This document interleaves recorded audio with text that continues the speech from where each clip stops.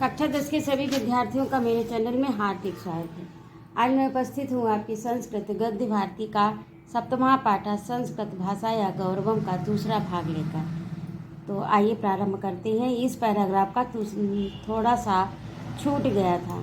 तस्य व्याकरणम विश्व प्रसिद्ध एव न अपितु, उनका व्याकरण विश्व प्रसिद्ध ही नहीं अपितु बल्कि अद्वितीय अपि मन्यते, अद्वितीय भी माना जाता है। अन्यास भाषा, अन्य भाषाओं में वाक्य योजना यानी वाक्य बनाते समय, वाक्य की योजना करते समय प्रथम कर्ता का प्रयोग, पुनः अन्येषां कारकाणाम विन्यास और उसके बाद में अन्य कारकों का विन्यास यानी प्रयोग, पश्चात क्रिया या उक्ति, उसके पश्चात क्रिया कही जाती है। कस्याचित और किसी भाषायाम क्रियाया विशेषणानाम कारकाणांच पश्चात प्रयोग और किसी दूसरे में यानी किसी अन्य भाषाओं में यानी दूसरी भाषा में, किसी भाषा में तो इस तरह से प्रयोग होता है और किसी भाषा में क्रिया का, भाषायाम क्रिया का विशेषणानाम यानी विशेषणों का, कारकाणाम यानी कारकों का, पश्चात प्रयोग, उसके पश्चात कारकों का प्रयोग होता है। यानी अन्य भाषाओं में वाक्य प्रयोग में सर्वप्रथम कर्ता का प्रयोग, फिर दूसरे कारकों का विन्यास तथा फिर क्रिया की उक्ति होती है। किसी भाषा में क्रिया का, विशेषणों का, कारकों का बाद में प्रयोग होता है। किंतु संस्कृत व्याकरणे नास्ति एतादृशा, किंतु संस्कृत व्याकरण में नास्ति नहीं है, एतादृशा इस प्रकार का नहीं है। संस्कृत व्याकरण में ऐसा नहीं है। केयपि नियमा, कोई भी नियम, संस्कृत व्याकरण में ऐसा कोई भी नियम नहीं है। यथा जैसे आसीत पुरा दशरथो नाम राजा अयोध्यायाम अस्य वाक्य से विन्यास एवं अपि भवति, और ये वाक्य जो इसका विन्यास, इसका प्रयोग इस तरह से भी हो सकता है। जैसे पुरा अयोध्यायाम दशरथो नाम राजा आसीत, इस तरह से भी हो सकता है। और अयोध्यायाम दशरथो नाम राजा पुरा आसीत इति वा, इस तरह से भी हो सकता है। कस्यापि पदस्य कुत्रापि स्थानम भवेत् न कापि क्षति, कोई भी पद कहीं पर भी हो सकता है, उससे कोई भी हानि नहीं होती। अर्थात किसी भी पद का कहीं भी स्थान हो, इससे कोई भी हानि नहीं होती, उसका कोई भी दुष्प्रभाव नहीं आता, यानी व्याकरण में किसी प्रकार की हानि नहीं होती। संधि नाम विधानेन वाक्य से विन्यासी सौकर्यम जायते, और संधियों के विधान से वाक्य की रचना में सरलता हो जाती है।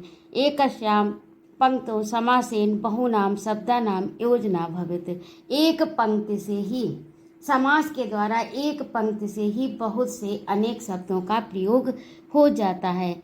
यथा जैसे कवि कुल गुरु कालिदास, जैसे कवि कुल गुरु कालिदास, अर्थात कवियों के कुल के गुरु कालिदास।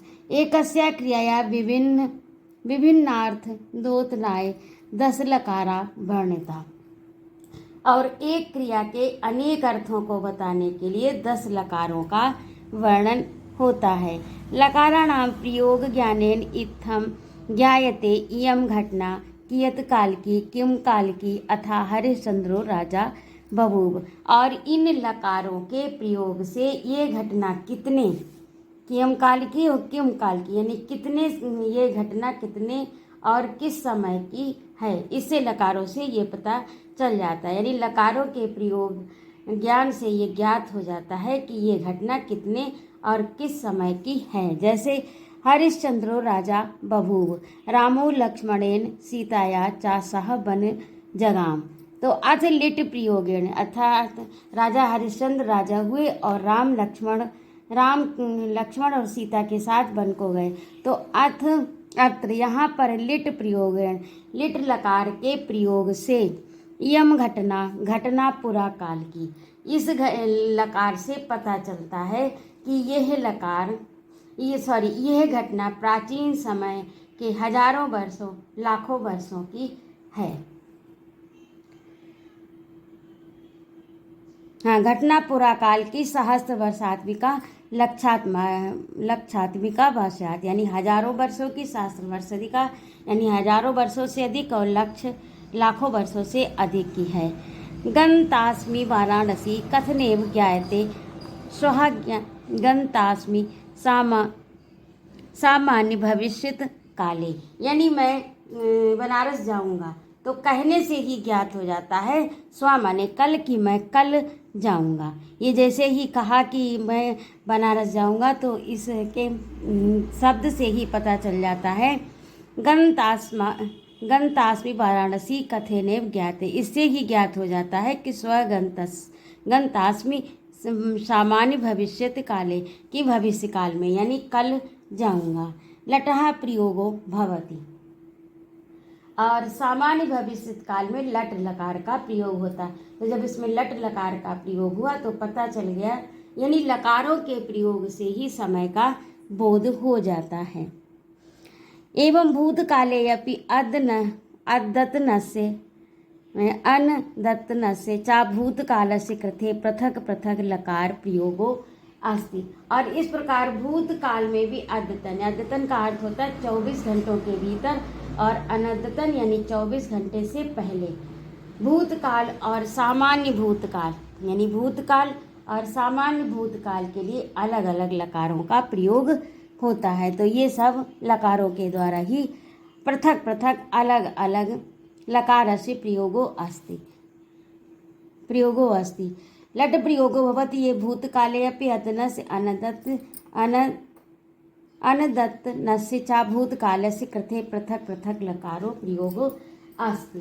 यानी भूतकाल और सामान्य भूतकाल के लिए अलग अलग लकारों का प्रयोग होता है। संस्कृते अर्थात गुणांश क्रोडीकृत्य शब्दानाम निष्पत्ति।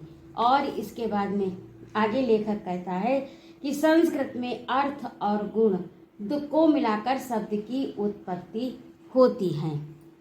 किसको मिलाकर? गुण और शब्द निष्पत्ति होती है। संस्कृत में अर्थ और गुण दोनों को मिलाकर शब्द की उत्पत्ति होती है। जैसे पुत्रः कस्मात् पुत्रः, जैसे अब इसमें ये उदाहरण दिया गया है कि जैसे पुत्र किस कारण से पुत्र है, पुत्र कस्मात् पुत्र, पुत्र किस कारण से पुत्र है, तो पुम नरकात त्रायते असो पुत्रा, यानी जो नरक से, पुम नामक नरक से जो बचाता है, जो मुक्ति दिलाता है, वह पुत्र है। आत्मजः कस्मा आत्मदाज आत्म कहाँ पर संस्कृति, हाँ, पुम नरकात रायते असो पुत्रा, और जो पुम नामक नरक से मुक्ति दिलाए, बचाए, उसे पुत्र कहते हैं। आत्मजा कस्मात् आत्मजा आत्मनो जायते असो आत्मजा सूर्य कस्मात् सूर्या। अब इसको इन्होंने अगले उदाहरण से बताया है कि सूर्य किस कारण से सूर्य है। सूर्य पुत्र आत्मजा कस्म आत्मजा, यानी जो पुम नामक नरक से मुक्ति दिलाए वह पुत्र है, और आत्मज किस कारण से आत्मज पुत्र है, अर्थात अपने से, आत्मा से उत्पन्न है, आत्मजा होने के कारण पुत्र है। आत्मनो जाय तो अस्य आत्मजा, यानी आत्मा से उत्पन्न होने के कारण आत्मज है। सूर्य कस्मात् सूर्य, सूर्य किस कारण से सूर्य है, शुभति कर्मणम लोकम प्रेरयति अतः सूर्य, और सूर्य किस कारण से सूर्य है, तो संसार को कर्म में के लिए प्रेरित करता है, अतः यह सूर्य है। सूर्य कस्मात् सूर्य शुभति कर्मण लोकम प्रेरित, संसार को कर्म के लिए प्रेरित करता है, अर्थात सूर्य है। सूर्य यदा नभोमंडलम आरोहति प्रेरयति लोकम कस्मात् शेषे, और सूर्य जो है जिस प्रकार से जब नभमंडल में आरोहित, यानी सूर्य जो है जब आकाश मंडल में पड़ता है या चढ़ता है, तब संसार को प्रेरित करता है कि किस कारण सो रहे हो, यानी जब संसार में ये चढ़ता है तो ये संसार को प्रेरित करता है। लोकम कस्मात् शेषे, किस प्रकार से सो रहे। उत्तिष्ठ वाति वातः, उत्तिष्ठ माने उठो, किस कारण से उठो उठो। उत्तिष्ठ वाति वाता, यानी हवा चल रही है, स्वास्थ्य प्रदायकम, जो स्वास्थ्य प्रदान करने वाली है। प्राणवायु ग्रहण, प्राणवायु को ग्रहण करो। नैतिकानि कर्माणि कुरु, नैतिक कर्मों को यानी नित्य नैतिक जो कर्म होते हैं यानी प्रातः काल के जो नित्य की जो दैनिक दिनचर्या होती है, कर्माणि कुरु। इत्थम प्रेरयन् आकाशाम गच्छति, और ऐसी प्रेरणा देकर इस प्रकार से प्रेरित करता हुआ आकाश में आता है। इस प्रकार की प्रेरणा सूर्य देता है, यानी स्वास्थ्यदायक प्राणवायु ग्रहण करो, नित्य के कर्म करो, इस प्रकार प्रेरणा देता हुआ आकाश में आता है।